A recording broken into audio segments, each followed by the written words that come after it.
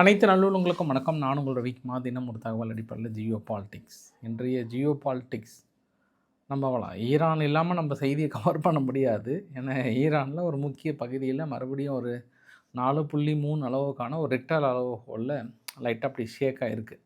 ஒருவேளை மறுபடியும் அணு ஆயுத சோதனையாக இருக்குமா? அமெரிக்கா தொடர்ந்து ஒரு 25 நாளாக அங்கே தான் ஃபோக்கஸ் பண்ணிகிட்டு இருக்காங்க. என்ன காரணம்? ஒருவேளை ஏதாவது சம்பவம் இருக்குமான்ற ஆங்கிளில் பார்த்துடலாம். அதனால தான் அடிஷ்னலாக போர்க்கப்பலையும் கொண்டு போக வேண்டிய ஒரு சூழ்நிலைன்ற மாதிரி சொல்லியிருக்காங்க. ரொம்ப பதற்றம்லாம் இல்லை, இருக்கிற செய்தியை பார்க்கலாம். அது ஒன்று. இன்னொன்று என்னென்னா, இந்த நேட்டோ நாடுகள்லாம் கொஞ்சம் ரொம்ப பரபரப்பாக இருக்கும்போது அமெரிக்கா வந்து லைட்டாக சொல்லிட்டாங்க, இங்கே பாருப்பா தம்பிங்களா, இனிமேட்டு உங்கள் நாட்டை பாதுகாக்கிற வழியை பாருங்கள், எங்களுக்கு நிறைய வேலை இருக்குது, நீங்கள் எங்கள் ஜிடிபி ஒன்றும் மேட்ச் பண்ண மாட்டேன்றீங்க, அதனால் பார்த்துக்கோங்கப்பா கொஞ்சம் சூதானமாக அப்படின்னு உடனே இன்றைக்கி ஜெர்மனி கொஞ்சம் வெடிச்செறிஞ்சிருக்கிறாங்க. அதெல்லாம் சுற்றி இருக்கக்கூடிய அரசியல் நிகழ்வுகள் என்ன, நிறைய விஷயங்களை விவாதிக்கலாம். வீடியோக்குள்ளே போகிறதுக்கு முன்பு நீங்கள் நம்ம சேனலில் ஆர்கே ஃபேமிலியில் இன்னும் ஜாயின் பண்ணிவிடுங்க. வீடியோக்குள்ளே போகலாம்.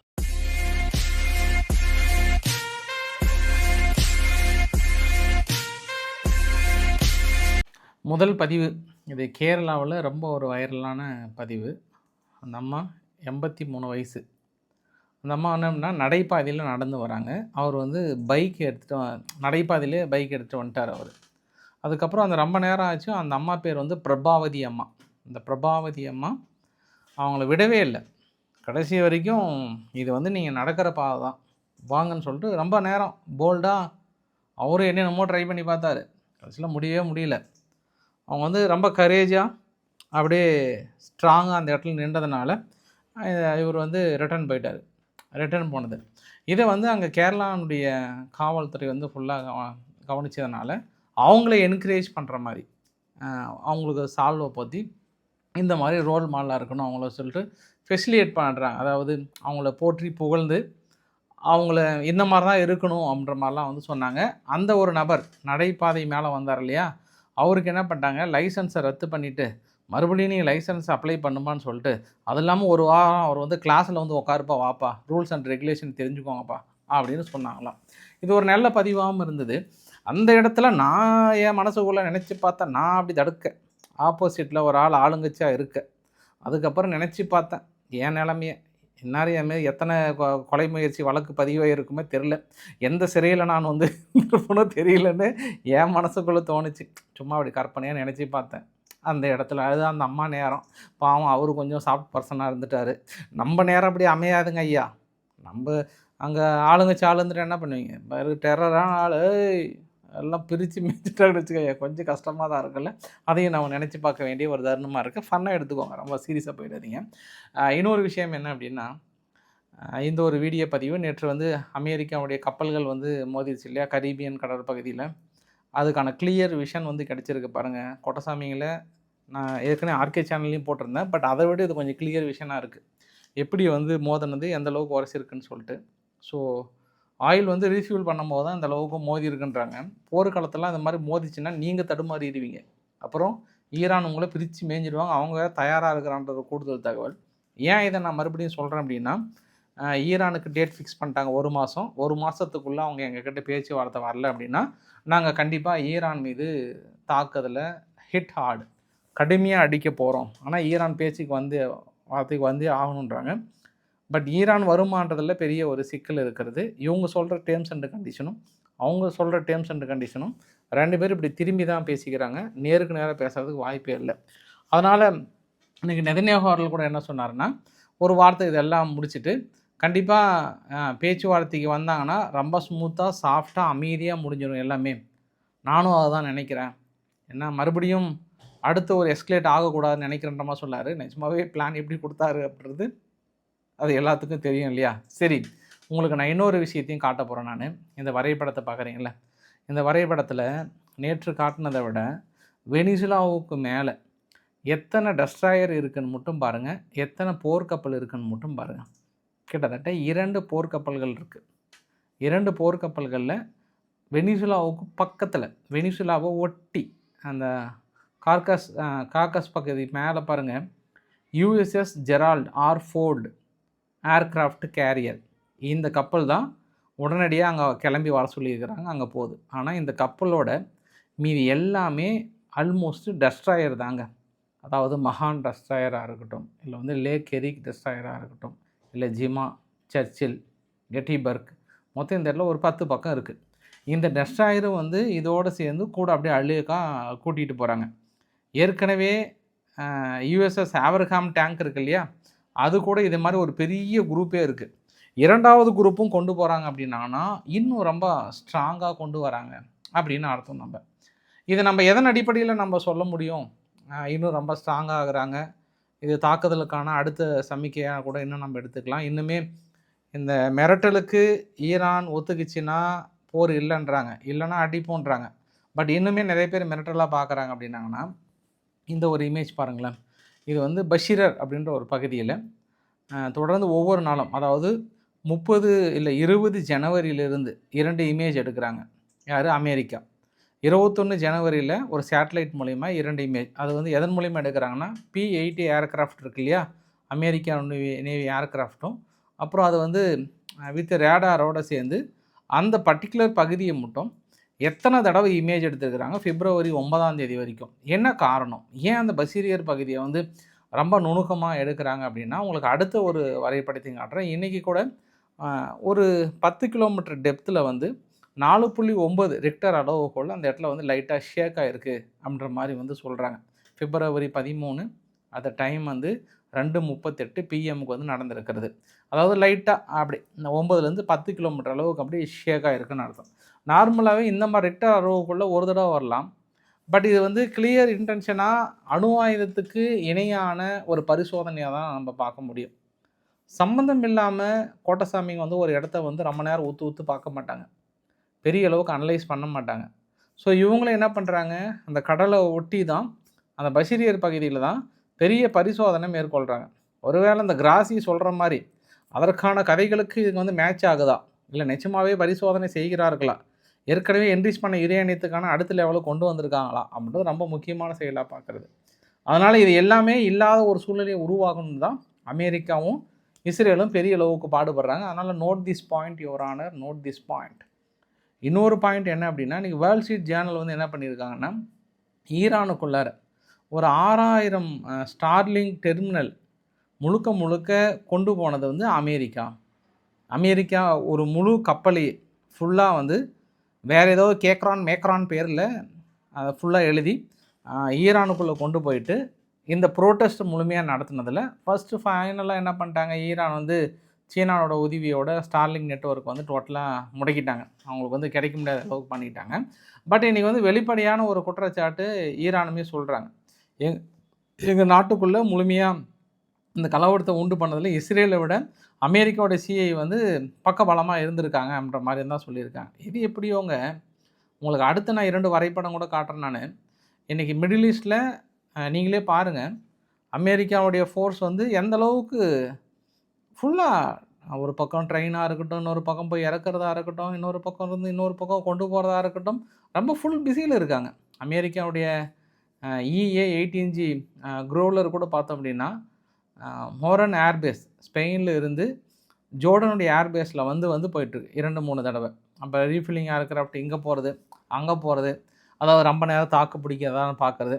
இந்த மாதிரியான பயிற்சிகளுக்கு வந்து ஓய்வே கிடையாது பஸ். போட்டு சும்மா இந்த அளவுக்கு தான் அந்த ஏரியாவே பரபரப்பாகவே இருக்குது. எனி டைம் பரபரப்பாகவே இருக்குது என்பதும் ஒரு கூடுதல் தகவல். ஒருவேளை அவங்க அணு ஆயுத சோதனையை செய்திருப்பாங்களான்ற இன்னொரு ஆங்கிளில் பார்க்கலாம். இல்லை வெறுமனே குற்றச்சாட்டு சுமத்துறாங்களா அப்படின்னு நீங்கள் நினச்சிங்கன்னா மேபி ஈரான் வந்து நெருங்கிறதுக்கான வாய்ப்புகள் நிறையா இருக்குதுன்னு தான் நினைக்கிறேன். நான் பார்க்கலாம். பிப்ரவரி 19ஆம் தேதி ட்ரம்ப் அவர்கள் வந்து அனௌன்ஸ்மெண்ட் கொடுக்குறாராம், காசாவுக்குள்ளார ஒரு ரீகன்ஸ்ட்ரக்ஷன் ப்ராஜெக்டை வந்து அனௌன்ஸ் பண்ண போகிறாராம். கிட்டத்தட்ட மல்டி-பில்லியன் அமௌண்ட்டாக. இல்லை எந்தெந்த நாடுகள் எவ்வளோ கலந்துக்க போகிறாங்க, எவ்வளோ வீரர்களை நிறுத்த போகிறாங்கன்றதை அனௌன்ஸ் பண்ண போகிறாங்கன்ற மாதிரி சொல்கிறாங்க. பட் அது இன்னுமே கான்ட்ராவர்சியாகவே இருக்குது. எந்த நாடுகள் இன்னும் அக்செப்ட் பண்ணுறாங்க, இவர் பண்ணலைன்றது கான்ட்ராவர்சியாக இருக்குது. பொறுத்திருந்து பார்க்கலாம். சிரியாவிலிருந்து முழுமையாக தனது இராணுவ நிலைகளை அப்புறப்படுத்தி விட்டு சிரியாவில் இருக்கக்கூடிய அந்த ஐஎஸ்ஐஎஸ் தீவிரவாதிகள் ஒரு 5700 பேர் இருக்கிறாங்க. மேல் இஸ்லாமிக் ஸ்டேட் டீடைன்ஸ் வந்து இவங்களை வந்து எங்கள் ஈராக்குக்குள்ளே கொண்டு போயிட்டு சேஃபாக கொண்டு வந்து சேர்த்துட்டு அந்த ஆப்ரேஷன் வந்து ஒரு 10 நாள் 20 நாள் வளவளன்னு இழுத்துருச்சான். ஏன்னா எல்லாத்தையும் பாதுகாப்பாக கூட்டிகிட்டு போனோம். திடீர்னு எங்கேயாவது தப்பிச்சு ஓட்டாங்கன்னா பெரிய பிரச்சனையாக இருக்கும். அதனால் ஓரளவுக்கு சேஃபாக முடிச்சிட்டோம். சிரியாவில் கொஞ்சம் ஃப்ரீ ஆகிட்டோன்ற மாதிரி சொல்லியிருக்கிறாங்க. இது அமெரிக்காவுடைய சென்காம் வந்து முழுமையாக அனௌன்ஸ் பண்ணியிருக்கிறாங்க. இன்றைக்கி வந்து துருக்கியினுடைய பத்திரிகைகள் வந்து அடுத்த ஷோக், அதாவது இஸ்ரேலுக்குள்ள வந்து அடுத்த ஷாக். இப்போ சிரியா வந்து முழுமையாக சிரியா வசம் போனதில் கொஞ்சம் இஸ்ரேலுக்கு ஷாக்காக இருக்கும். ஆனால் இப்போ துருக்கியும் எகிப்தும் வந்து இணைந்து துருக்கிக்குள்ளார ஒரு ஏர்ஃபோர்ஸை உருவாக்குறதும், இல்லை எகிப்துக்குள்ளார அடுத்தடுத்து கம்பைன்டு ஏர்பேஸை உருவாக்குறது எல்லாமே வந்து இஸ்ரேலுக்கு கொஞ்சம் பிடிக்கலையாம். தொடர்ந்து இது போய் அமெரிக்கா கிட்ட சொல்லிட்டு வந்திருக்காங்களாம் குசு குசுன்ட்டு. தலைவரே இது மாதிரி எங்கள் பக்கத்துலேயே எகிப்தை வந்து வலுப்படுத்துறது, எகிப்துலேருந்து அங்கே போய்ட்டு துருக்கியை வலுப்படுத்துறது எனக்கு கொஞ்சம் பிடிக்கல தலைவரே, கொஞ்சம் பார்த்து ஏதாவது பண்ணி கொடுங்க தலைவரேன்னு கேட்டிருக்காங்களாம். ஏன்னா நம்ம ஏற்கனவே இதை பற்றின ஒரு தெளிவான வீடியோ போட்டிருந்தேன். சமீப காலமாக துருக்கி அதிபர் எரடகன் அவர்கள் சும்மா ரவுண்டு கட்டி அடிக்கிறாரு, ரவுண்டு கட்டி அடிச்சிட்ருக்கிறாரு. இப்போ நேற்று கூட கிரீஸ் பார்த்துருந்தோம். இப்போ அடுத்த தலைவர் வந்து அர்மீனியாவில் பார்க்க முடிஞ்சது. அர்மீனியா முடிச்சுட்டு அவரும் அங்கே அசர்பைசான் போகிறாரு. இது மாதிரி அடுத்தடுத்த ஒரே பயணத்திலே இருக்கிறார் என்பது ஒரு கூடுதல் தகவலாக பார்க்க முடியும். இப்போ ஐரோப்பாவில் முனிஸ் செக்யூரிட்டி கவுன்சிலோட கூட்டம் நடக்குதுங்க. அந்த கூட்டத்தில் சான்சலர் அவர்கள், ஜெர்மனுடைய சான்சலர் அவர்கள் ஃப்ரைட் ரைஸ் அவர்கள் ரொம்ப புலம்பி தள்ளுறாரு. மனுஷன் இந்த மாதிரி ஒரு புலம்பலை நான் பார்த்ததே இல்லை. ஒரு பெஸ்ட் எக்ஸாம்பிள் சொல்கிறேன். இப்போ நம்ம ரஷ்யாவுடைய ஜிடிபி எவ்வளோ நினைக்கிறீங்க? ஒரு 2 ட்ரில்லியன் யூரோஸ். இப்போ நம்மளோட ஜிடிபி எவ்வளோ நினைக்கிறீங்க ஒட்டுமொத்தமாக? அதோட 10 டைம்ஸ் அதிகம். ஆனால் பலத்தில் யார் அதிகம்? அவங்ககிட்ட நம்ம நெருங்க கூட முடியல. அப்போ பிரச்சனை எங்கே இருக்குது? அது உங்கள் கிட்ட தான் கேட்கணும். நீ அங்கே திடீர்னு மைக்கை கொடுத்து பொதுவாக கேட்டால் அது நாங்கள் கேட்குறோம். இந்த ஐரோப்பா நாடுகளை பார்த்து நாங்கள் கேட்குறோம். அவ்வளோ பொருளாதார ரீதியாக வலிமை இருக்கிற நீங்கள் ஏன் வலுப்பெறலை? காரணம் என்ன? அதுக்கு நேட்டோவை நம்பி இருந்தது தான் காரணமாக. சரி, அதுதான் மனசடி பேசிட்டார்னா உடனே மேக்கரன் அவர்கிட்ட பேசினாராம். மேக்கரன் இது மாதிரி அணு ஆயுத சூழ்நிலைகள்லாம் எப்படி இருக்குது என்னென்னா, அது எல்லாமே ஃபுல்லி எம்படட். நியூக்ளியர் ஷேரிங்கை பொறுத்த வரைக்கும் வித்தின் நேட்டோ தான். நேட்டோ இல்லாமல் நம்ம வந்து ஷேர் பண்ண முடியாது, எதுவும் பண்ண முடியாதுன்றார். அப்போ அதுவும் கிட்டத்தட்ட அணு ஆயுதமே வந்து அமெரிக்காவுடைய ஒப்புதல் பேரில் தான் வைத்திருக்காங்க. பெரிய அளவுக்கான ஷேரிங்லாம் இல்லை, ப்ரொடக்ஷன்லாம் கிடையாதுன்ற மாதிரி வந்து சொல்ல வர்றார். இருக்குது, ஆனால் ஃபுல்லி எம்படட் அது. அப்போ இரண்டுலையுமே போயிடுச்சா? இன்னொரு வார்த்தை என்ன சொல்லிட்டாருன்னா, இப்போ ஜேடி வேன்ஸ் அவர்கள் முனிஸ் செக்யூரிட்டி கவுன்சிலுக்கு முன்னாடி என்ன சொல்லிட்டாருன்னா, அந்த வேர்ல்டு ஜியோ பாலிட்டிக்ஸ்லாம் முடிஞ்சு போச்சுங்க. இப்போல்லாம் உலகம் மாறிடுச்சு, நியூ ஜியோ பாலிட்டிக்ஸ் மாறிடுச்சு, புதிய உலகத்தை நோக்கி நகர்ந்துட்டுருக்கோம், நாங்கள் இதே அப்படின்ற மாதிரிலாம் பயங்கரமாக சொல்ல.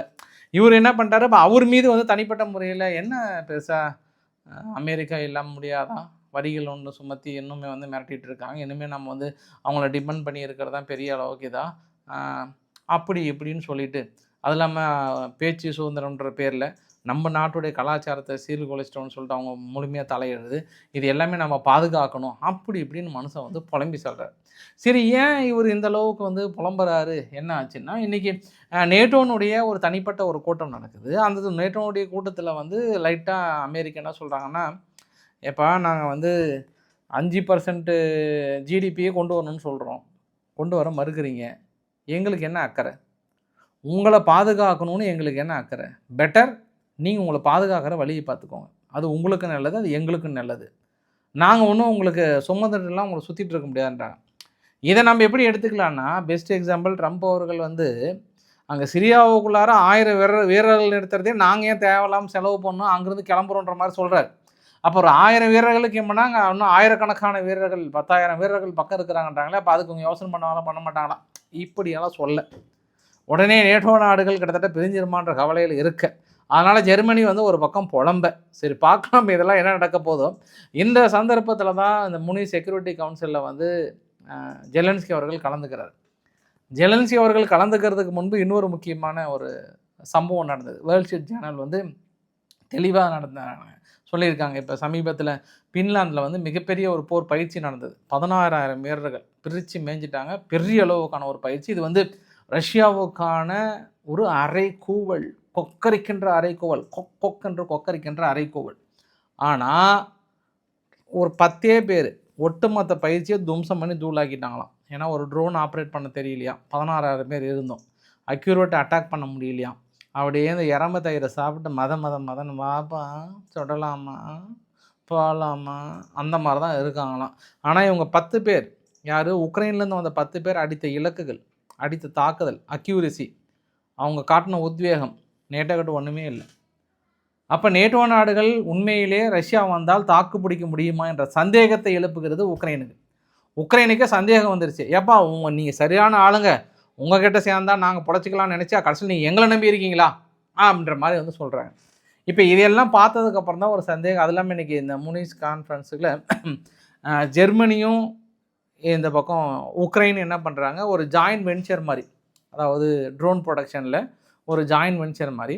ஏன்னா மாடர்ன் உக்ரைனுடைய டெக்னாலஜியை அந்த பேட்டில் ஃபீல்டில் ஆர்டிஃபிஷியல் இன்டெலிஜென்ஸ் மூலிமா நாங்கள் எப்படிலாம் அட்டாக் பண்ணுறோம், எப்படிலாம் எங்களுக்கு மிஸ் ஆகிறதில்ல, அதெல்லாம் எப்படி சக்ஸஸ் பண்ணுறோன்றதை ஜெர்மனிக்கிட்ட ஷேர் பண்ணி அதை நாங்கள் ப்ரொடக்ஷன் யூனிட்டாக கொண்டு வர போகிறோம். இன்னொன்று சொல்கிறாங்க, எங்ககிட்ட பணம் இருந்ததுன்னா நாங்கள் இந்த அளவுக்குலாம் ஷேர் பண்ண அவசியம் இல்லைன்ட்டாங்க. அது தெளிவாக சொல்கிறாங்க அவங்க தரப்பில் இருந்தோம். ஸோ இவ்வளோ டெக்னிக்கலாக டெக்னாலஜிக்கலாக அந்த ட்ரோன் ப்ரொடக்ஷன்லேருந்து மீதி எல்லாமே நாங்கள் வந்து உங்களோட அட்வான்ஸாக இருக்கிறோன்றாங்க. யார்?